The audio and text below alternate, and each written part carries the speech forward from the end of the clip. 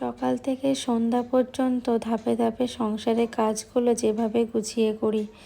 নমস্কার, কেমন আছো তোমরা সবাই? শিউলি লাইফস্টাইল ব্লগ আর একটা নতুন ভিডিওতে তোমাদের অনেক অনেক স্বাগত জানাই।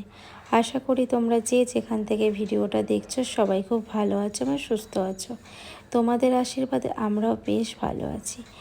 এখন সকাল ঘড়ির কাঁটা বাজে 8টা, আর এখন তোমাদের সাথে নিয়ে ভিডিওটা শুরু করছি। আশা করি আজকের ভিডিওটা তোমাদের একটু হলেও ভালো লাগবে। আর ভালো লাগলে অবশ্যই একটা লাইক কমেন্ট করে পুরো ভিডিওটা দেখার অনুরোধ রইল।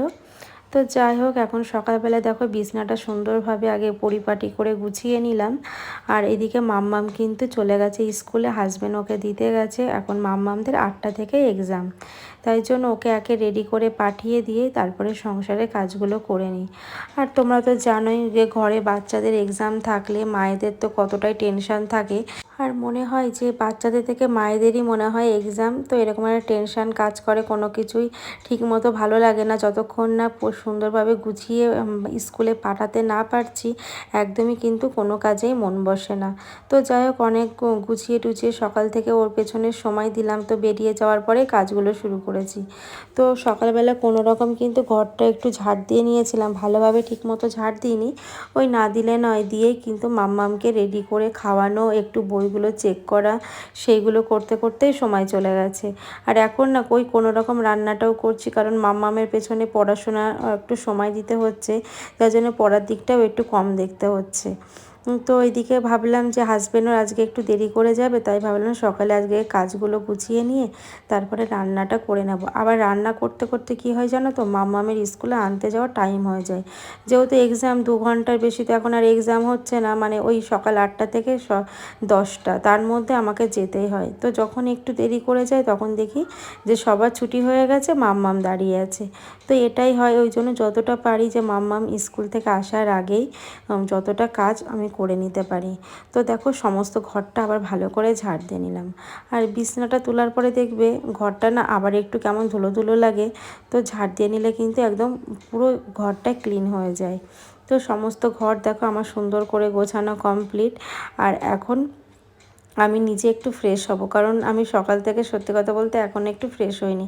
শুধু সকালবেলা বাসি নাইটিটা চেঞ্জ করে নিয়েছিলাম, নিয়ে তারপরে কিন্তু মাম্মামকে ঘুম থেকে তুলে ওকে ব্রাশ করিয়ে ওর খাওয়ানো, মানে সমস্ত কিছু একা হাতে। তার মধ্যে না একটু দেরি হয়ে যাচ্ছে রাতে ঘুমোতে, কারণ হাজব্যান্ডও দেরি করে আসে। আর এইদিকে মাম্মামকে এক্সামের জন্য পড়াতে হচ্ছে, তারপরে রান্না, সমস্ত রান্নাঘরের কাজ গুছিয়ে রেখে না শুতে শুতেই 12টা 12:30 পর্যন্ত বেজেই যায়। তারপরে তো খাটে গিয়ে আবার মাম্মামকে ঘুম পাড়ানো, নিজে ঘুমানো, তো তারপরে ভিডিওর এডিটিং থাকে, এই করতে করতে না অনেকটা সময় চলে যায়। আর দেরি হয়ে যায়, কদিন ধরেই একটু দেরি হয়ে যাচ্ছে ঘুম থেকে উঠতে। তবুও চেষ্টা করি একদম ভোরবেলা ওঠার, কারণ ভোরবেলা না উঠলে না একদমই ভালো লাগে না, আর কাজেও যেন মন বসে না। আর ভোরবেলা উঠলে শরীরটাও ভালো লাগে। আর সকালবেলা একবার ঘুম থেকে উঠে পড়তে পারলেই না, মানে শরীরে দেখবে যতক্ষণ তুমি সংসারে কাজগুলো করতে থাকবে তোমার শরীরটা এমনি ভালো লাগবে। আর কাজের প্রতি মন থাকলে দেখবে মানে সব কিছু দিক থেকে যেন ভালো লাগে। আর যদি উঠে বসে মানে চুপচাপ বসে থাকলে মানে চারিদিকের একটা টেনশান কাজ করে। আর যখন কাজের মধ্যে থাকবে দেখবে সত্যি কথা বলতে সব কিছুই যেন ভুলে থাকা যায়। তো যাই হোক, এদিকে ভাতটা বসিয়ে দিই, আমি এদিকে সবজি কাটতে বসে গেলাম, কারণ হাজব্যান্ড সকালবেলা বলেছে রুটি আর তার সঙ্গে একটা সবজি রান্না করতে হবে, খেয়ে যাবে আর খাবার নিয়ে যাবে। আর বললাম যে একটু দেরি করে যাবে, তাই জন্য কিন্তু আস্তে ধীরে সুস্থে কাজগুলো করে নিচ্ছি। আর তবুও কি জানো তো, সেই রান্না করে গুছাতে গোছাতে কিন্তু অনেকটা সময় চলে যায়। আর একা হাতে সংসারের সমস্ত কাজ বুঝতেই পারো, মানে পরপর যদি আমি না করি তাহলে অনেকটাই লেট। তাই জন্য আগে চেষ্টা করি যে ঘুম থেকে উঠেই মানে আগে ওদের পেছনে সময়টা দেওয়ার, যাতে ওরা ঠিকঠাক টাইমে জানে সব কিছু পরিপাটি করে নিয়ে যেতে পারে বা করতে পারে। তবুও মাঝে মধ্যে আমার একটু দেরি হয়ে যায়, কোনো কোনো দিন হয়তো খাবার দিতেও দেরি হয়ে যায়। আর এখন যেহেতু এক্সাম চলছে মাম্মামের, তাই জন্য রাতে না আমি সবজি কেটেও রাখতে পারছি না, কারণ ওই পড়ানো, রান্না করা এগুলো করতে করতে অনেকটা রাত হয়ে যায়। তাই জন্য সবজি কাটতে একটু দেরি হয়ে যায়, সময়টা পাই না, তাই সকালবেলায় আমাকে কিন্তু কেটে নিতে হয়। তো এখানে দেখো বেগুন, কুমড়ো, আলু এগুলো দিয়ে একটা সবজি করব। রুটির সঙ্গে না খেতে বেশ ভালো লাগে। আর সংসারে কি বলো তো, সকাল থেকে না ধাপে ধাপে কাজ করলে দেবে কাজগুলো সুন্দরভাবে গুছিয়ে করা যায়। একার সংসার, বুঝতেই পারো যে একার সংসারে কতটা চাপ থাকে। হাজবেন্ড, বাচ্চা, সংসার, তার মধ্যে পড়াশোনা, মামামের এইগুলো করতে গিয়ে না অনেকটা সময় চলে যায়। বলতে পারো সারাদিনে কাজ করলেও যেন কাজ শেষ হয় না। আর কাজগুলো যদি এক একটা ধাপে ধাপে করা যায় গুছিয়ে, তাহলে দেখবে সুন্দরভাবে সেই কাজটা না হয়েও যায়। তো যাই হোক, এদিকে কালো জিরে শুকনো লঙ্কা ফোড়ন দিয়ে সবজিটা দিয়ে দিলাম। সবজিটা এদিকে ভালো করে কষিয়ে নেব। দেখবে যে কোনো সবজি বলো আর যাই বলো, একটু ভালো করে কষিয়ে নিলে না তার টেস্টটা কিন্তু দ্বিগুণ হয়ে যায়। আর আমার সত্যি কথা বলতে, আমি সবজিতে কোনো রকমের মশলা ইউজ করি না, তো তবুও কেন জানি না খেতে আমার ভীষণ ভালো লাগে। তো যাই হোক, হাজব্যান্ড চলে এসেছে ফ্রেশ হয়ে, এখন ওকে একটু চা আর বিস্কুট দিয়ে দিলাম। আর আমি কিন্তু চা খাই না, দুধ চা তো একদমই খাই না, গ্যাসের প্রবলেম আছে আমার। তো যেদিন লিকার করি, লিকারটা একটু বেশি হয়ে গেলে সেদিনই লিকার চাটা খেয়ে নিই। আর এইদিকে দেখো, এইদিকে হাজব্যান্ডকে চা দিয়ে ওইদিকে তরকারি, আর এইদিকে ইন্ডাকশানে ভাত বসিয়ে দিয়ে আমি এদিকে ঝিঙেটা কেটে নিচ্ছি। কারণ কদিন ধরে ঝিঙেটা নিয়ে এসছে, আর কেটে না নিলে না যদি রান্নাটা না করি তো সবজিটা নষ্ট হয়ে যেতে পারে। আর এদিকে দেখো ঝিঙের খোসাগুলো ছাড়িয়ে নিলাম। আর পোস্তটা শেষ হয়ে গেছে, আমি ওই ঝিঙেটা কালো জিরে দিয়ে করবো। এটা খেতে কিন্তু দারুণ লাগে। আগে আমার মা করতো, মানে রুটির সঙ্গে খেতে সত্যি খুব ভালো লাগে, একদম মাখা মাখা তরকারি। তো যাই হোক, এদিকে কিন্তু আমার কাটতে কাটতে কিন্তু তরকারিটাও হয়ে গেছে, আর একদম শুকনো করেই নিয়েছি। তাও হাজব্যান্ড বলে যে একটু ঝোলঝোল করতে, কিন্তু নিরামিষ তরকারি না ঝোলঝোল একদমই ভালো লাগে না। আর এদিকে দেখো মাছটা করে নিচ্ছি, আর দিকে ঝিঙেটাও আমি বসিয়ে দেবো, মানে দুপাশে বসিয়ে দিলে আমার হয়ে যাবে। আর লাস্টে রুটিটা করব। রুটিটা আগে করলাম না, কারণ হাজব্যান্ড এখন চা খাবে, ফ্রেশ হবে, সমস্ত কিছু করতে করতে না তখন রুটিটা করে রাখলে না ঠান্ডা হয়ে যাবে, খেতে পারবে না। আর ও সকালবেলায় স্নান করে যায়, যেহেতু অনেক রাতে আসে, আস্তে আস্তে রাত হয়ে যায়।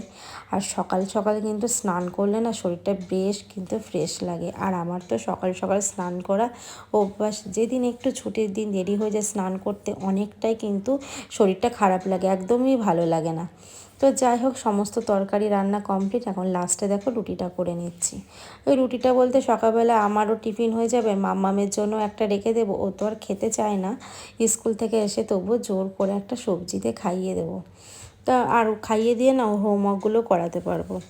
আর আমি এই যে এখন হাজব্যান্ডকে রুটি তরকারি দিয়ে দিলাম, এখন চলো ঘরটা মুছে নিই। তো ঘরটা মুছে নিন, আমাকে দৌড় মেরে মাম্মামকে স্কুলে আনতে যেতে হবে, কারণ আজকে স্নান করে পুজো দিতে গেলে আর টাইম পাবো না। এখন ঘড়ির কাঁটা বাজে 9:45। তো 9:45 বাজে, তো 10 মিনিটের, এই 15 মিনিটের মধ্যে যদি আমি না যাই তাহলে সবার ছুটি হয়ে যাবে, আর আমার মাম্মাম কিন্তু মন খারাপ হয়ে বসে থাকবে। তাই জন্য দেখো সমস্ত ঘর মুছে নিচ্ছি, নিচের ঘরটাও মুছে নেব। আর উপর নিচ কাজ করা মানে বুঝতেই পারছো কতটা চাপের ব্যাপার। তো বন্ধুরা, তোমরা ভিডিওটা দেখছো এখনও পর্যন্ত যারা লাইক করোনি তাদেরকে বলবো অবশ্যই একটা লাইক করে দিও। আর নতুন বন্ধুরা অবশ্যই চ্যানেলটিকে সাবস্ক্রাইব করে পাশে থেকো, আশা করি তোমাদের অনেকই ভালো লাগবে।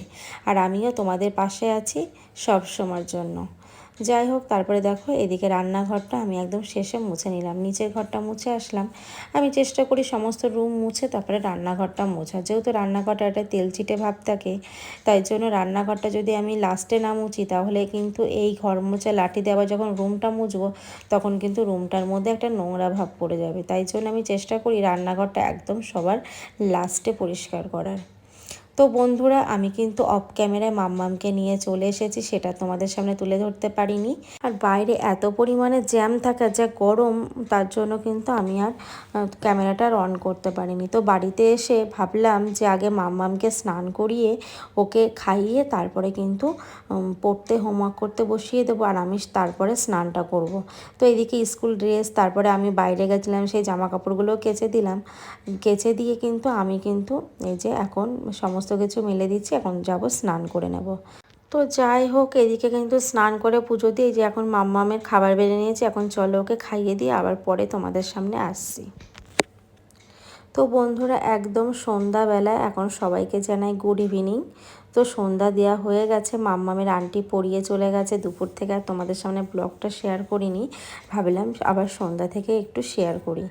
তো দেখো এদিকে কিন্তু আমি পেঁয়াজ, রসুন, কাঁচা লঙ্কা, বাদাম সমস্ত কিছু ভেজে নিচ্ছি। হাজব্যান্ড বাড়িতে এসেছে, তো এদিকে মুড়ি, চানাচুর যা যা ছিল না নিয়ে এসছে, দুধও নিয়ে এসছে, দুধ চা করবো, তার জন্য ভাবলাম দুধটাকে একটু জাল দিয়ে নিই। তো এখানে অনেকটাই দুধ আছে, তো হাজব্যান্ডের জন্য কিন্তু ওর মতো করে চাটা বসিয়ে দিয়ে এদিকে কিন্তু আমি তার আগে দেখতে পেলে পেঁয়াজ লঙ্কা সমস্ত কিছু ভেজে নিয়েছি। করব মুড়ি মাখা, তার সঙ্গে দুধ চা। তো মুড়িগুলো এক এক করে কৌটো ঢালবো, আর এদিকে কিন্তু ঢালা হয়ে গেছে, আর এদিকে বাদামগুলোও নিয়ে নিচ্ছি। মানে বাদাম আছে এখানে, চানাচুর সব কিছুতে এখন মুড়িটা মেখে নিচ্ছি।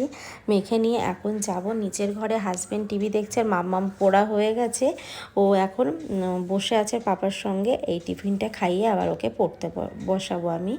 তো এদিকে দেখো মুড়িটা মেখে নিয়েছি, আমার চাটাও হয়ে গেছে।